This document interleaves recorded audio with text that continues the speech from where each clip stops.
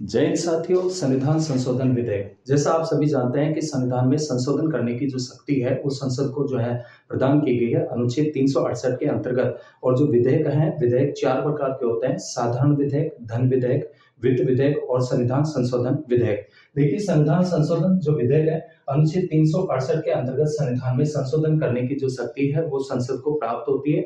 और जो विधेयक का मतलब होता है कि कानून का जो प्रस्तावित प्रारूप होता है, और जब विधेयक संसद के दोनों सदनों से पारित हो जाता है और राष्ट्रपति का हस्ताक्षर होने के बाद में विधेयक कानून बन जाता है और पूरे देश में लागू हो जाता है। तो संविधान संशोधन विधेयक को संसद के दोनों सदनों में विशेष बहुमत के साथ में स्वतंत्र रूप से अलग अलग पारित करना पड़ता है।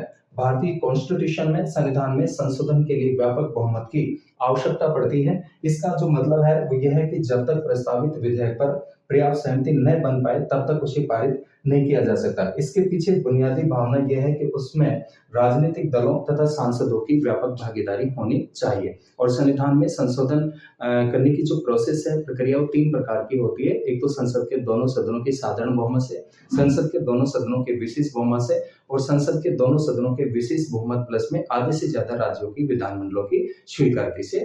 धन्यवाद।